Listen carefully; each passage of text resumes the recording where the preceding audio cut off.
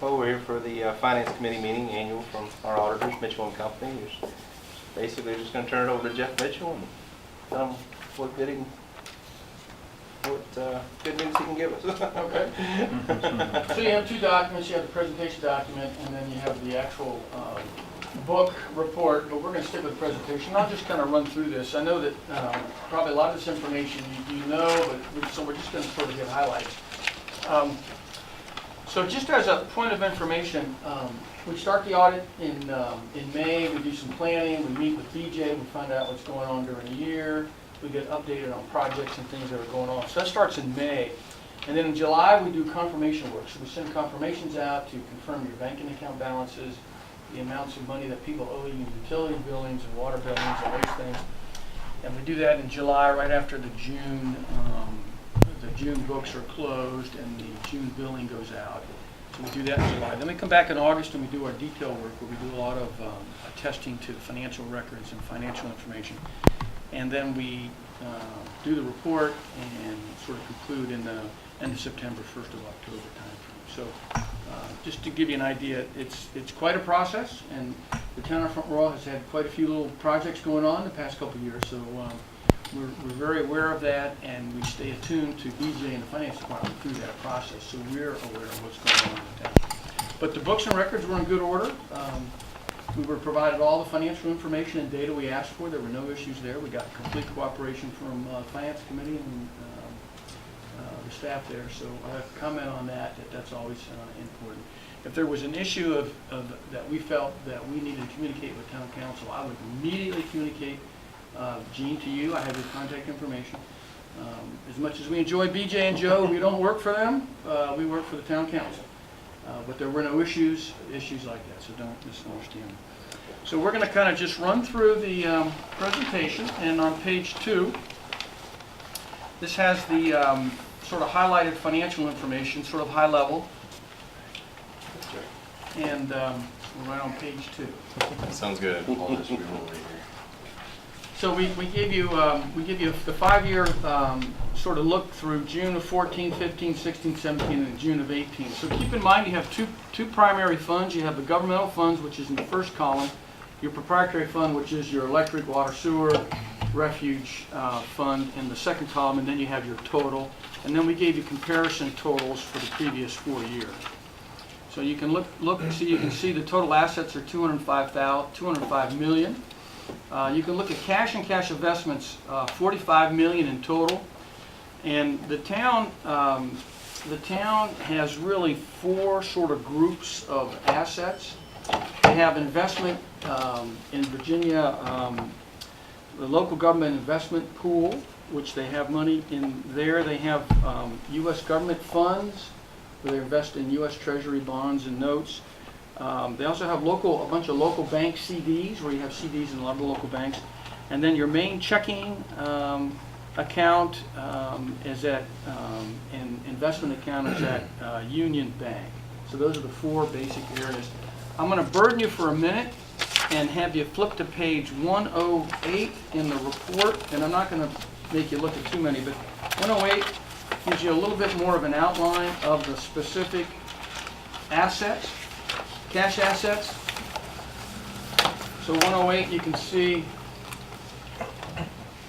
the cash assets held is $44,985,000. And again, you can see now the checking account has a negative balance, but that's because if you look down below here, you can see there's a thing called Union Bank sweep account, and that's $14,366,000. And so what happens is that when checks clear, they just pull off the sweep account. So that's why you always run a negative balance, which is fantastic banking.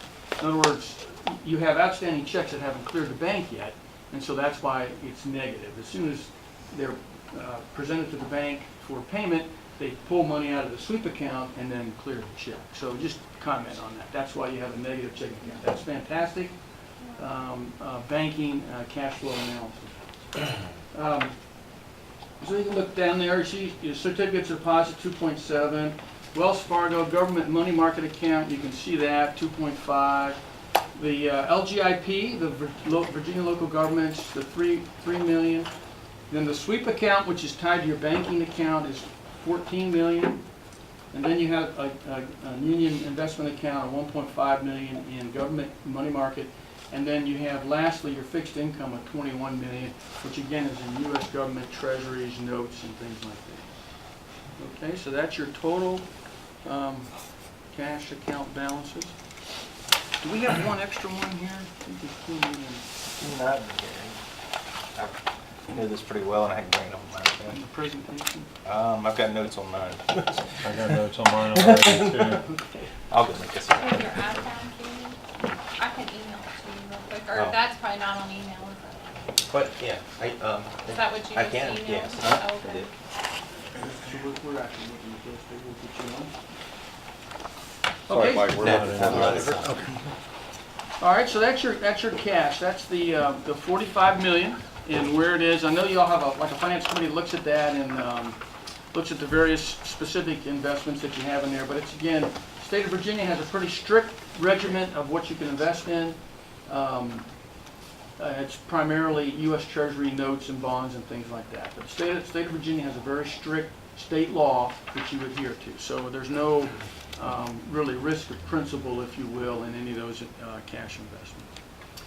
All right, so back to the presentation on page 2. Back to the presentation on page 2. At the top up there, you can see your accounts receivable are 4.8 million, and the general fund, real quick, the 1.8 million, that's principally real estate and personal property taxes, and of the 1.8 million. Approximately 1.1 million is from the 17-18 year. So there are wandering older amounts, but the vast majority of them are very, very current. That's the 1.8 million in accounts receivable. The proprietary fund, the 3 million, that's two pieces. That is the outstanding billing on your utilities, water, sewer, refuge, and electric.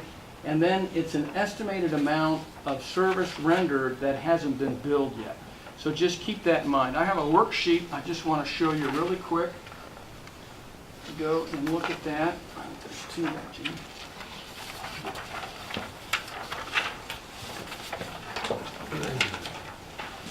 So your utility accounts receivable, if you look right here, you can see on the very first column it says total AR 2.4 million at the very first column on the left. And then it works across the page and you can see how much electric, water, sewer, refuge, so on and so forth. And if you go down the page, you can see it says total unbilled accounts receivable, again the same column, first column on your left, of 1.8 million. You can see that there. So you see the 2.4 and then the 1.8. So that's your total outstanding, 3,875,000. And then what we have is we have a reserve for accounts that may not be collectible. And you look down the next group of numbers, 875,000. So we reserve, we offset your income by 875,000 for potential uncollectibles, which most of those are final bills. And it's next to impossible to track down renters and people that move. And so we've historically reserved 100% of final bills. And then you can see the total down here, this 3 million, well it's 2,999,000. So that's your utility billing that's outstanding at June 30. Keep in mind, of that 3 million, 1.4 up top was services that you provided but you haven't even billed for yet. You've provided water, electric, sewer, but you haven't billed it yet because their cycle hasn't come in. So it's not due yet is my point. I just want to make that clear. Okay? So that's accounts receivable. In total, again, you see the 4.8 million. Again, back to the presentation, the interfund balance, the 1 million, that was the borrowing. Back to page 2 of the presentation, that was the borrowing that the general fund borrowed from the electric fund to buy this building, and we're paying that off every year through a budgetary appropriation. And so it's just owed from the general fund to the proprietary fund. Other assets. In the general fund, the other assets primarily are amounts due on sales tax that's paid after June for the June collection. It's also personal property due from the state They paid for part of your personal property. That's the $466,000 under the governmental fund.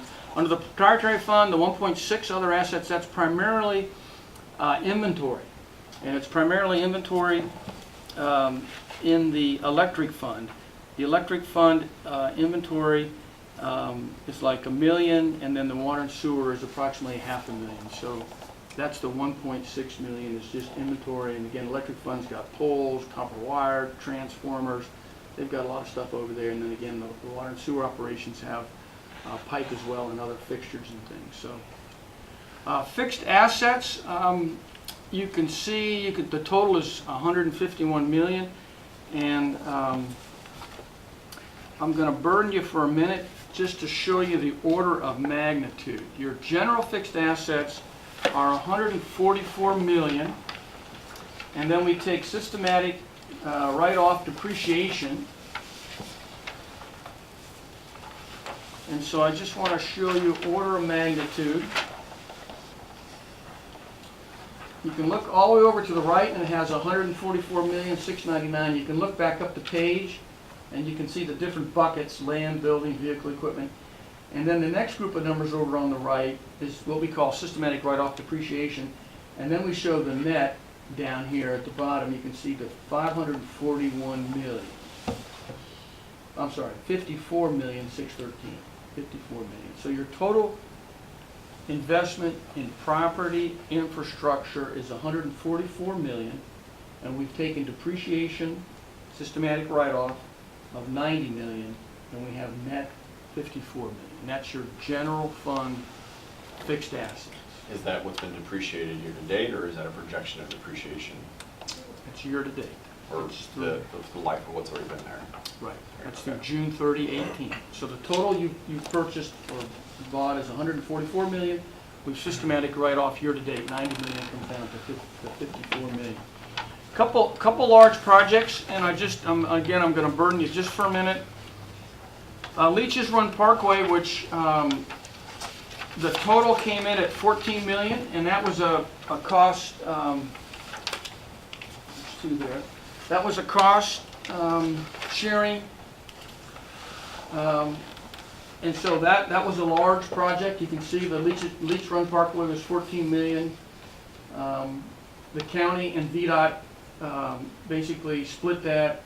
Well, VDOT paid approximately $9.7 million. The county paid $4.3 million. But that's the $14 million Leech Run Parkway. That was that's an asset. That's your asset. The other one is the police department. And we started the police department. You can see it's $3 million. At June 30, of course, it's not done. At June 30, it was not done. But that's what we had spent through June 30, 18. And then we had the bridge, the road bridge started in June with $307,000. So those are the major improvements that occurred in June of 18. Okay, that's in your general. It's in your general fund. The proprietary fund, the $96 million. I just want to give you the order of magnitude. This is again order of magnitude in the enterprise fund, which is water, sewer, electric.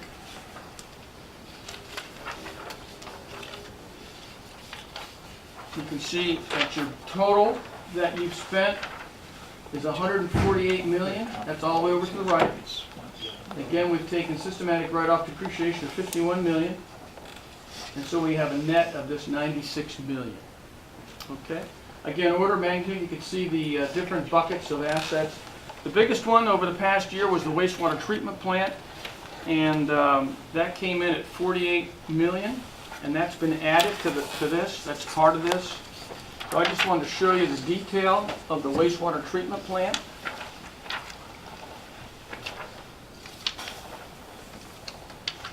So if you look right here, you have the total, $48,723,000, and we broke it up by year, and there's detail. But right down here, you can see in the middle of the page, $48 million. The bonds, you can see we had issued bonds of $37 million, and we've got grants of $11 million to pay for that. And that was the major project in the water and the sewer fund and the enterprise fund. And we gave you some details, two-year project, well, 15, 16, 17, and then finished up in 18. But those are your totals, again, I'm being redundant, 48,723,000, 37,557,000 right there in the middle were the bonds that were issued, zero rate bonds, zero interest, and then you got a grant from the state of 11,166,000. So the total cost of that project is at 48.7? Right, 48.7. Yep. See that for me, I can email you the presentation. I can email you the presentation if you like. Okay, so those are fixed assets. Again, the 151 million order of magnitude, I thought it'd be good just to sort of hit that and just to sort of let you see what you have. Some major projects, obviously, Leach Run, Police Department, and then the wastewater treatment plant. Three fairly significant projects that the town has taken on. So back to presentation on page 2. We got the This is only recording 3 million of the police station, right? That's For what this we year. spent, right, that is correct, through June of 18. Through June. Only through June, correct. But we expect to spend all of that by the end of this year?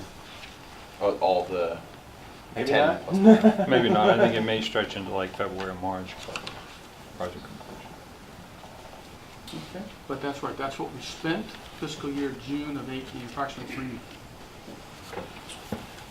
Back to presentation, deferred charges. Back here you can see deferred charges are the amounts you pay on the pension, the VRS pension, in the fiscal year 2018 that are not actuarially processed until the next year. They're always 1 year behind. And so that's why it's called deferred charges. They like to make things complicated, but that's what it is. It's basically you've paid into the VRS retirement system, but the actuarials are 1 year behind in doing their calculation as to what to do with those premiums and what impact it has to the town of Monroe. And so of the 1.5 million in deferred charges, 1 million of that are the payments made during June of 18 that'll be processed on an actuarial basis during the fiscal year June of 19. They're always 1 year behind. The rest of it is your refinance costs. You refinanced a bond a couple of years ago, and so we're amortizing approximately $500,000, amortizing that over the life of the bond. And so that's what the deferred charges are. That's the 1.5 million. Okay? Why is that significantly less than 2017? Because it's only through June of this year? No, the 2017, the biggest change was we wrote off more of the deferred charges on the bond. The bond, they dropped. In other words, they dropped. So they dropped. So we have the deferred charges every year. We write some of them off, and that was one of the big drops there. So next year that'll be lower yet. Next year will be lower yet. So every year we reduce it, we amortize it. Okay.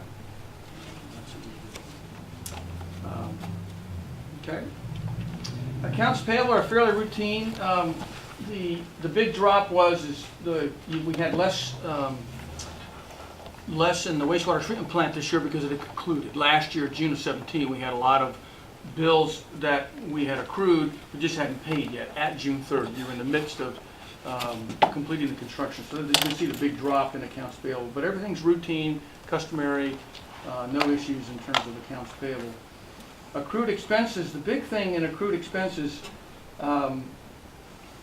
is you have a little bit of accrued interest on your bonds. We have some PTO, paid time off accruals, vacation accruals in there. And then also, this particular year, in there, in the 1.3 million, again, we have a banking advance is what we call it. So you run your checking account negative because they draw money out of the sweep account when checks are presented to the bank for payment. And so you had actually a negative checking account balance of $745,000, which is fantastic cash management. So that you write checks, but they don't take it out of your bank account until they actually present it for payment. And so in that 1.3 million, we had 745,000 what would be considered a negative checking account balance. You really don't have a negative checking account balance because you have what they call a sweep account that they pull from when a check is presented. So the money's always earning money for us. We're always gaining interest. Right. So it's fantastic cash management. Okay. Now the larger items here, the non-current liabilities, the 64 million. So let me just tell you what that is, and what we can do is, if I could burden you for a minute and go to page 49 in this bigger audit report, page 49, and I just want to show you what your outstanding debt is. So page 49. And it's broken out into two pieces. It's broken out into the governmental activities at the top.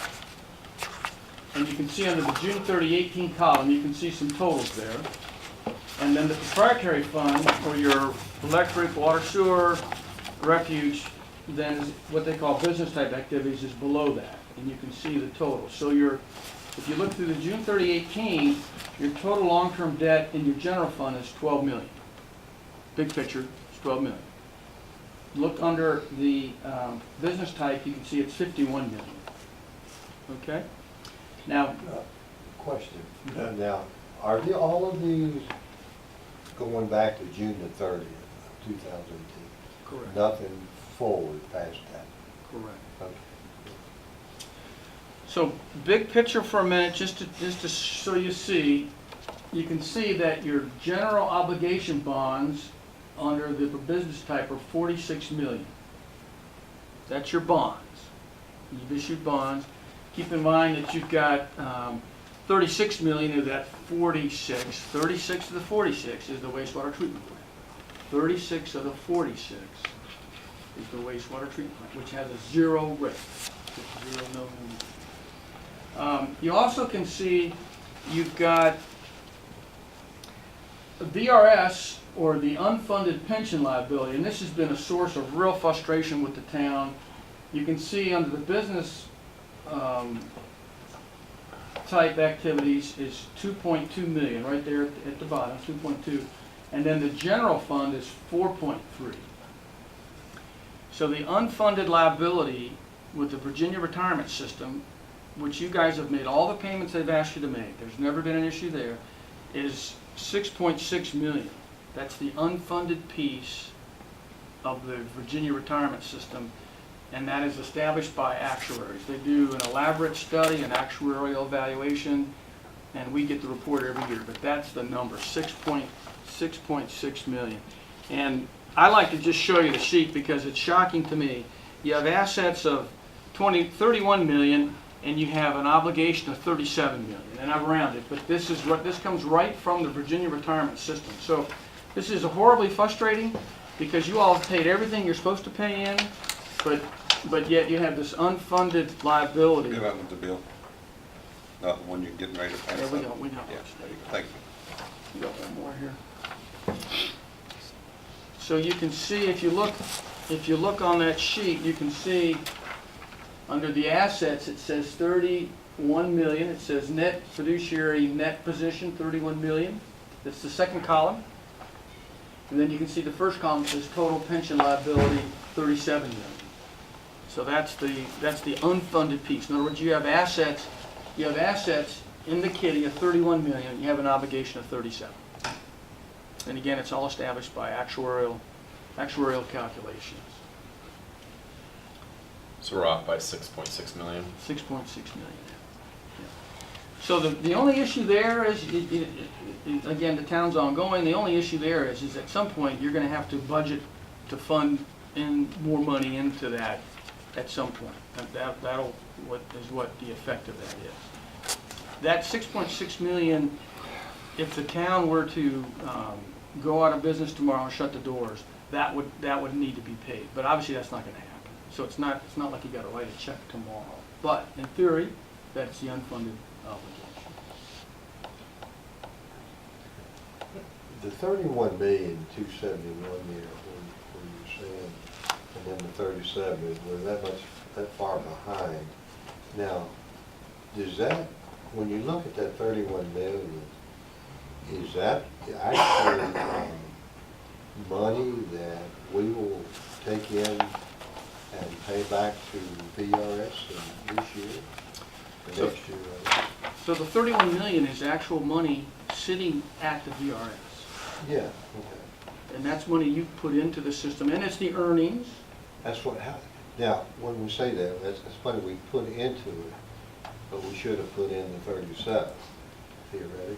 Theoretically, but again, it's frustrating because the VRS tells you every year how much to put in. They tell you that. And so somehow along the way, they've not told you to put in enough. So the center column is what we put in. The left column is what we should have put in. The far right column is everything we're missing if it's not lining up. So if I'm reading this correctly, we're missing, or we didn't plan to put money aside for $840,000 in service cost, 2.5 million in interest. Is that correct? Well, okay, so keep in mind, the VRS has actuarials that do this calculation. So it's not like the town didn't pay into the system. The VRS told the town what to pay in. And that's what makes this frustrating. This is sort of after the fact, the actuarials have come in and done this calculation. The town gets a report from the VRS about how much to fund every year, and there's a rate the town pays.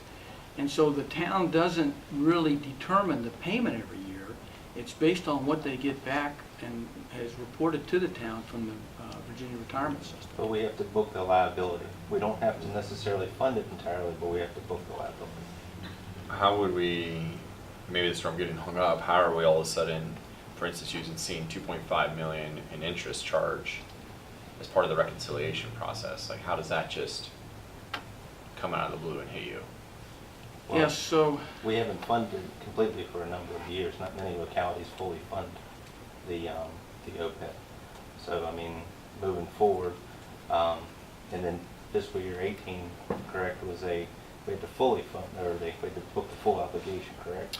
well, this is the retirement. So we Oh, were booking the okay. retirement for a There's number of years. another part of it, sorry. Yeah. So what happens is every year the actuarials come in and do an actuarial calculation. It's done through the Virginia retirement system, and they come up with this evaluation based on the demographics of your employees, what their ages are, when they may retire, what their retirement benefit is, and then they come up with this calculation. Right, so I got that part. Why is it showing up as an interest charge? So if we had about 2.5 hours, I could go through the actual report with you and go through the detail. But it's hard because a lot of these numbers change fairly dramatically every year based on the demographics of your employees, their ages, and who's retired, who hasn't retired.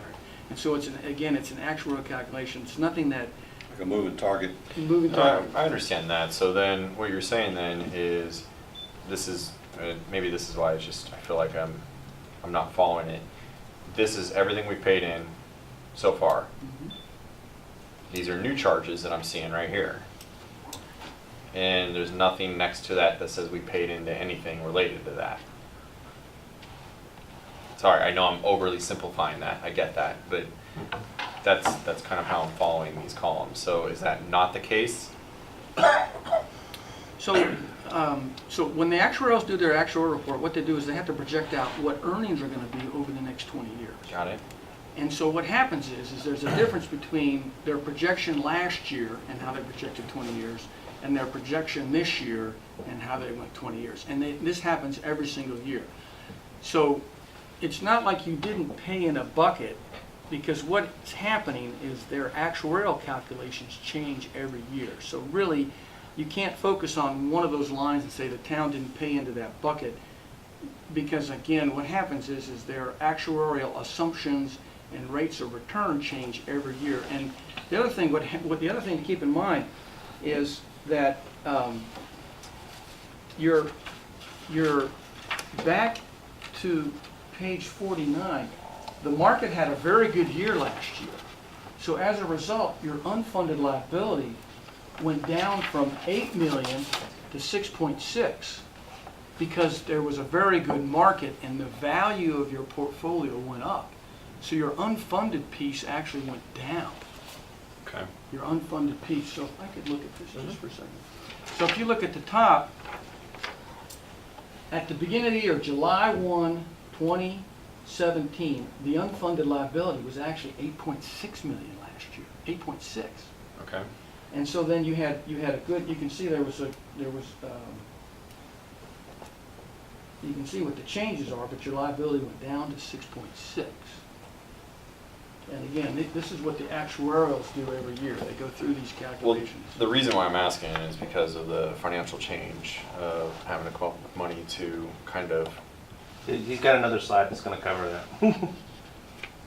That's gonna cover some more. That's not all of it. No, I got that. So, but you made the comment though that we're gonna have to make this up somewhere along the lines. But in theory, if we had another good year, this would be $4 million. Mhm. So it's not like we have to write a check today for $6 million to get on, Correct. to get even with this. Okay. It's just a liability. No, I got that.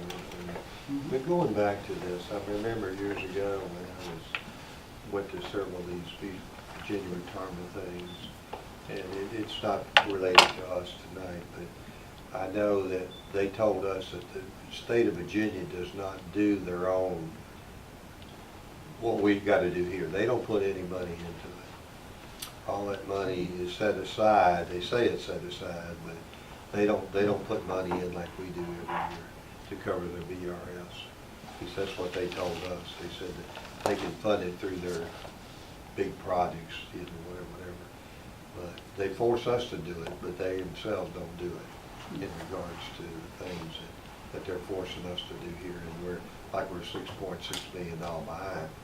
They're probably 20 times, 30 times that behind. Well, there's a big report, and if you really want really horrible news, we have it, and we can show you the other unfunding Okay, liabilities. that's what I figured. They're huge. The town of Leesburg's Yeah. 12 million. Town of Leesburg's 12 million. They're underfunded 12 million. Yeah. So, again, it's frustrating for everyone that's in the system because you've paid exactly what they've asked you to pay. It's not like you've held back and not paid in.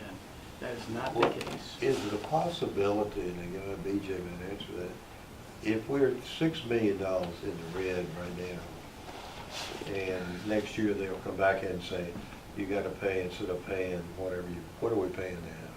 Say we're paying 4.5%. Next year, we're anticipating 4.5, but they come back and say, oh, no, we're gonna make you pay 5.6. Is that a possibility? It is a possibility. The actuarials make it very hard to try to predict this, though. Like Jeff was saying, it goes along with your employees, the life expectancy rate, when they can retire. But yes, I mean, we certainly can up the VRS But rate. that's one reason why we're trying to keep that in our Yes. balanced budget and showing that $2 million that you just told us about, so that we don't get caught Yes, with sir. that big debt somewhere in the middle of the year somewhere. Mhm. And like Jeff said, it's not like we're going to have to pay this out, but it also is a positive reflection on us to be able to add Yeah. it. But this is assuming everybody would retire tomorrow. That's your liability. And we go bankrupt. But that's never going to happen. Exactly.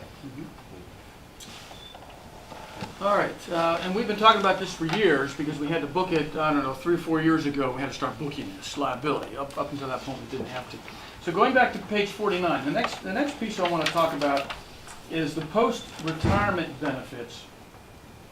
And under the general fund, it's again, under the column, it says June 30, 18 on page 49, it has 2.7 million, and that's the health insurance benefit that you provide a retired employee for the town. That's the general fund piece. And then down below here, you can again see post-employment retirement benefits, 1.3 million. And so in round figures, that's $4 million that we had to book this year. And this, as BJ said, this is the first year we've had to book this. And again, What the town had to do is the town had to go out and get an actuarial report done by an actuary and say, based on your policy, if we were to fully fund our obligation today, based on the demographics of your employees, based on the ages of your employees, based on your policy, how much money would we need in the bank today to fund that health insurance retirement benefit? Understand, the town changed the policy, but we still have, if you will, legacy obligations to employees, and it's $4 million. And we had to book that for the first time this year, as BJ said. This one is the first year we've had to book it. And so you can see we booked 2.7 in your governmental funds, 2.7 over here, and then we booked the 1.3 in your proprietary funds, your water, sewer, electric funds. Again, I guess to the point that's been made, that's not a check you have to write today. Because when people one, have to be here when they retire, and then that's when they can get the benefit. If I leave employment from the town, I don't get a benefit. I have to retire from the town to get the benefit, and then I have to be a legacy employee because we changed the policy. So I find this, again, horribly frustrating to think that you had to book a $4 million obligation in your books for something that you're really not going to write a check for, at least not anytime soon. So is that money considered a liability? And even though we have the money and are not writing the check for that, so we have to, by state law, book the total dollar amount for all those employees? Yep, and this is true for every jurisdiction in the state of Virginia. This We is the have first year. book it, but we don't have to necessarily fund it. If that makes any sense. That doesn't make sense. You have to Are we book gonna it. have any surprises like we had This this is year? the stupidest thing. Yeah. We are gonna have we- a surprise. Well, it's hard to say. I mean, there's another component here that I believe is in the slide coming up here, but we also had the line of duty that we had to book this year as well. And This is the dollar amounts that you were talking about though earlier? that and the The 2.7 line- million. and the line of duty. Yeah, the line of duty also. He's got that in here. So, to follow up on what BJ's saying, so we have the unfunded piece of the Virginia retirement system, 6.6 million. We got to book it. It's governmental accounting standards. It's state law. We have to book it. The other piece we have to book in round figures is the 4 million, which is the health benefit, which you saw that here. The third piece that BJ alluded to is an absolute shocking email came out from the state of Virginia, September 29th, that said that the group life insurance and the group LOTA policies with your police department were pooled policies, and the state has underfunded those policies. So the state has asked you to pay premiums, and you've paid exactly what the state has told you to pay. There's absolutely no question with that. That's what you've done. But for the first time, they came out and did an actual report of the state pool. So it's a state-run group life insurance, it's a state-run LOTA policy, and the state had to go in and do an actual report, just like you had to do for your health insurance. You had provided a health insurance benefit, you had to go in and do an actual report. They did an actual report and come to find out they were millions short in terms of funding versus their liability. And it affected every single jurisdiction in the state of Virginia. Every single jurisdiction. So the effect to the town, which again, you had no idea that this was even there, was this thing called unfunded life loaded liability under governmental activities here of $910,000.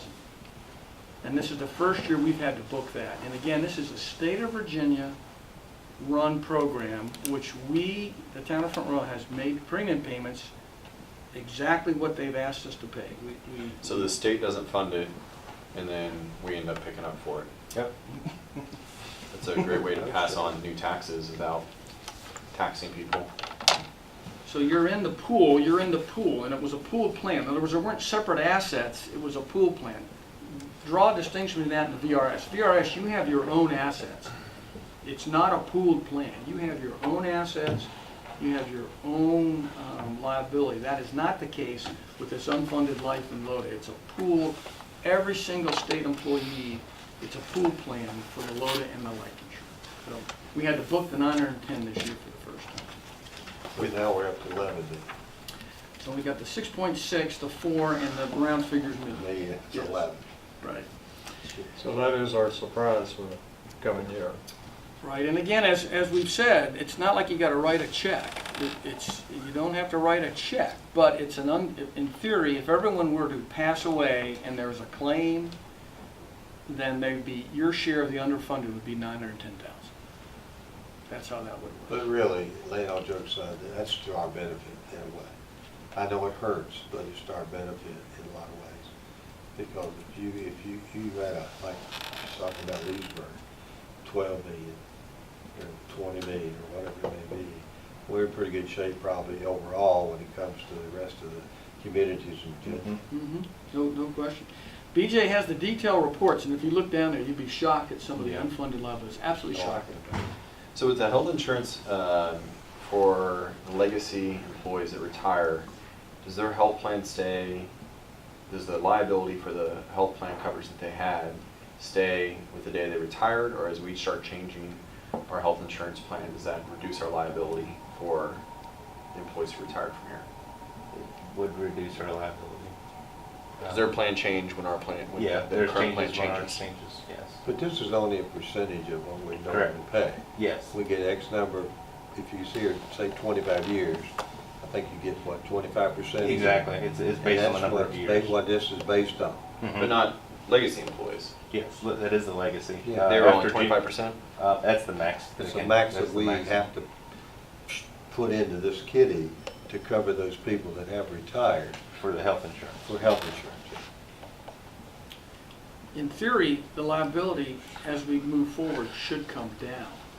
Yes. People leave employment, then a legacy employee would leave employment. We wouldn't have the obligation for the insurance. So in theory, it should come down. And really, it's hard, you don't see too many people with 25 years service much anymore. 5 to 8 is probably the limit. So in reality, we probably got more money than we would have to expend. Yeah. But you gotta have the liability on the books. Yep. So So this 900,000 is going to affect our budget this coming year. Another $1 million that we hadn't anticipated. If we were to choose to fund it in 1 year. That we are not required to fund it. But, I mean, we want to get to that point eventually would be my goal. You just said we're not required to fund the whole amount in 1 year. Correct. In 1 year. We can gradually build up to Yes. whatever what's number. gradual? I don't even know why you would fund $11 million. That's never going to happen. So And, why would you do that? well, there's going to be a point where, like Jeff said, theoretically, your just liability is going extends to so come far down. apart. Your liability will come That's down. what I mean. and- Yeah, but it's, I understand the frustration, believe me. I mean, still money. I mean, still book it, but I don't understand why you would fund it as if there's going to be a complete 100% exodus of our employees. So there must be some great quotient out there somewhere that we're not seeing, how they arrived at this $910,000. It's a thick packet, a couple of them. So it must be, is it just on us group or not the big group? Just a little town from what? Well, it's actually the larger whole state of Virginia, and then you have an allocated share of it, because it's a pooled plan. Separate and draw the distinction between this and the VRS. VRS is your own pooled money, your own fund. That is not the case here with the life insurance and the LODA. It is a total state of Virginia pooled plan where they figured out that they were totally underfunded on the whole pool plan. They said, okay, we have to allocate part of this to every single jurisdiction that participates. And that's what they did here. You have a small percentage of the larger deficit. I imagine that's based on the number of employees as well. Going like- So the The actual. layers only affects the police department, and fire department, and we don't have any of those. So the only layers we have is the police department. Okay, so that was a lot of information, but it was important to go over that debt. It's important to go over the debt and why we have 64 million in non-current liabilities. Back to the presentation, I think that was good. The last little thing on page 49, I want to point out to you that due to Warren County, the 2.9 million, that's on page 49, again, back on the larger report on page 49, that's the police department. Now, we don't know exactly who you owe that money to at this point. The EDA, Warren County, but at some point, we're gonna have to have an obligation or a debt for that. And that is in the works, I guess. Yes. we're See, in the that's a process. long-term liability, the last one on the page, That 2.9 million right here, it says. points up the top. Yep, right there, 2.9. Gotcha. So that's the police department, that we've spent money for the police department, but at this point, we don't know exactly who we owe, either EDA or Warren County. Because they've been paying the bills. Yes, well, it's on the EDA's line of credit. It's on the Yes. EDA. Yeah, it's on their line of credit. So we booked the 3 million round figures that we spent through June of 18 for the police department as an asset, and we owe that money to somebody, which would be the EDA. So I just wanted to point that out. That's the 2.9, $3 million round figure. Okay? All right, well, that was page 2. It'll go quicker from here, and I'll be done. I'll be done. That was a lot, and I know it was a lot of information, but I thought it was important to kind of hit that. Going to page 3, everyone kind of wants to know in the presentation. Everyone wants to know kind of what's our bottom line. So in your governmental funds, you had a surplus of 1.5 million. That's your bottom line under the June 30, 18 column, 1.5 million. Keep in mind that that is a direct result of getting a transfer from your proprietary funds, water, sewer, and I know you budget this, because the general fund supports those funds, of 3.1 million. So just remember that you got a transfer into the general fund for 3.1 million, and then that, after all of that and the general fund activity, resulted in a surplus of 1.5. Just would comment on that. Utility funds, you can see your overall surplus was 3 million. Can I ask why there was less of a transfer in this year versus last year from the utility funds? The last year was the Chrysler, where did we transfer? Well, we transferred the refuse truck over, and the, I'll get back to you on that. I can't even think of it off the top of my head. But yes, there is a reason for it. And that's budgeted every year. Okay. And that's the budget amount this year, the 3.155. The overall surplus in the utility funds is just 3 million. Just so you know, and just make reference, in the big report, it's pages 28 and 29. Just so you know, if you want to go back and look through the bigger report, you'll see the detail. But your electric fund had a deficit of 1.2 million. So in the 3.3, electric fund had a deficit of 1.2. The water fund had a surplus of 1.5. The sewer fund had a surplus of 2.5, and the refuge fund had a surplus of 170,000. So, no surprise on the electric fund. The price of electricity purchase went way up. There were a number of issues with the electric department this year, but those 4 numbers total up with a surplus of 3 million. Gross operating, you can see the gross operating came in at 4.5 million. Keep in mind, in the gross operating, you do have insulation and connections, and you have depreciation expense. So in the 4.5, there is a charge that's already taken out of 3.5 in depreciation. So just would make note of that. I like to point out cash flow, and you can see, again, we're talking about utility funds. You had surplus cash flow of 6.1 million, which was good. And just as a point of reference, just to make a note, it's page 30 of the big report. You can go and look at that. And what we did is we just outlined some of the major highlights in cash flow. As you can look down through here, you can look at capital improvements, the 5.7. You had the final 3.2 million in the wastewater treatment plant, and you spent about 1.7 in continuing property to upgrade lines, water, sewer, electrical lines. So that's the 5.7. You can see the bonds issued. Cash flow came in on the bonds, 3.5. That's cash flow that came in. Again, that's a zero rate bond, that was part of the 35 million, 36 million, 36 million. That was the last piece that came in on the bond to help pay for the, There will be a little bit in fiscal year 19, just it'll take a month or two. What were the pages again for the utility funds? I see them jotted down on your thing there. yeah, so Chris.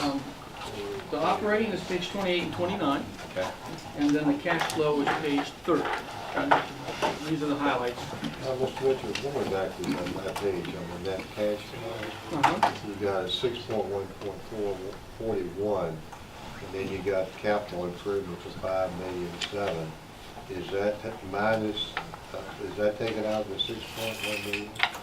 Since it's something that is ongoing, the capital improvement? Yeah, that's already been taken out of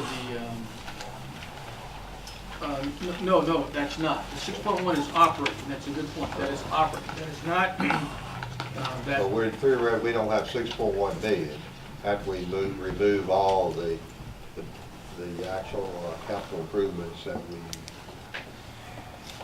really, theoretically, there's not a whole lot of money left. Correct, 5.7 was spent. So that's only $400,000 left. Yeah, we did get, remember, we did get positive, the 3.5 came in Right, on the see that. bond.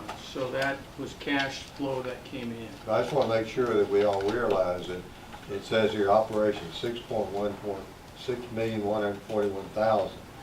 But when you take the capital improvements that we owe, and which is 5,742,000, that means we've only got less than $400,000 left. That's not already accountable. We don't have a pile of money in the electrical fund. If you, okay, sorry. Do what? 400,000. Sorry. Okay. Right, so on page 30, real quick, on the larger report, it does sort of go through the cash flow. And all said and told, it's a fairly complex report, but I'd like to point out what users pay. There was the surplus for operating, but then you have all these other things that you do with that surplus. You transfer money to the general fund for operations, you buy and pay for fixed assets, and that's what these other numbers indicate. So you can look at the actual net cash flow. The actual net cash flow after everything, Mr. T. will have to come back to here, is right in the middle of the page. It says net increase, cash and cash equivalents. It's 3.6 million. So that's the actual increase. 110 was refuge, 3.5 was sewer, 1.7 was water, and then electric had a deficit of 1.3. You can see it right in the middle of the page. It says, yeah. So to your point, after you take these items that we noted there out of operating, then that's where you net them. That's what you have left over. It's false pretense, really. Looks like we got 6, we now only got 400,000. And the same thing with all the other enterprises. Yep. Okay. 400,000 net income in just the enterprise funds. No, that was just electric stuff. Was that just electric? Or maybe I'm wrong, maybe I'm wrong. I thought on the operation. You may be right. So on page 30, electric fund had a net cash deficit of 1.3. Water had a net cash positive 1.7. Sewer had a positive 3.1, and then the refuge had a positive 100. That's on page 30. That's the net cash, and it netted over 3.6. The electric was 1.3 deficit. Deficit, correct. 1.3. Hey, we get moving here. Okay, we got 5 minutes. So we can make it here. Page 4, I'd just like to show you the order of magnitude on page 4 of the presentation. I'll be quick through here, very, very quick. The darker line is governmental revenue, the lighter line is utility. The change in the governmental between the years is, you can see we had, we went from 16, 17 to 18, and a lot of that is Leach Run Parkway. Leach Run Parkway funding. In 17, we had 10.5 million in Leach Run Parkway coming in. In 2018, we have 7.1 million. So that's the 3 million change in the general fund. Utility fund, basically the revenue went up because we charged more in the electric department. We went from 18.8 million in 2018, from 16.4 in 17. So that was the little bit of a change. Everything else is fairly consistent. Page 5. So this is all governmental fund, and I'll be really quick here and to the point. This is your surplus in all your governmental funds. This is the general fund, the street fund, the economic development fund. These are all your funds. That's 12,583,000. If you go to the next page, though, if we look at just the general fund unassigned fund balance, so this takes the street fund out, and then that's unassigned gross is 9.1 million, and then we show the VRS obligation, and remember it's only 66% or 67% of the VRS obligation, because that's just in the general fund, only 67%. The other percentage goes in the utility fund. So that's the general fund VRS obligation, 4.3. The OPEB, which is the health insurance, the total gross, remember, was 4 million, but it's 67% is the obligation in the general fund. And then the Virginia State Life Insurance and LOTAs, the 910 we talked about. So the net unassigned in the general fund, if you took out those liabilities, understanding you're not going to write a check tomorrow, but if you were to take those liabilities out, your net unassigned surplus in your general fund is this 1,087,000. And that is what we have to take out our 3-month reserve and all of our carryover purchase orders. So when I presented it to you guys about a month or two ago, that's how we show in the red after our 3-month reserve. If you take out, Yeah, if you take out the OPEB and the, yeah. but if you don't, then, Yeah, you're right. okay. That's exactly it. Right. So the unassigned gross is 9.1, and then for financial reporting purposes, we book these for financial reporting purposes. Understanding that there's not a check here. Okay. Okay. Number 7, I just have budget to actual in the general fund. I just showed that really quick. The big swings are the Leach Run Parkway, and when we got the money and when we spent it. That's really the big swings when you look at this budget to actual, both revenue and both expenses. I'm going to leave it at that, but that's really the big swing when money came in for the Leach Run Parkway, and when we budgeted versus when it came in, and when we budgeted to expend it, and when we actually spent it. That was the big swing. Audit functions, we've already talked about that, so we don't need to go over that too much. And auditor's comments, I think we've pretty much hit all these. So I'm going to stop there, and I got about 45 seconds to conclude. So Thank you, Jeff. I know that was a lot, but we'd be happy to follow up with BJ if you have specific questions or comments on any of the details. Your copy of the I've got notes all over. I'll get you one. The only thing that I see in there is there's only one fund and we have a balance, positive balance, and that's the water fund. Basically. Most of them are either below Bill, a deficit or some are right on the margin of the break-even point. Good.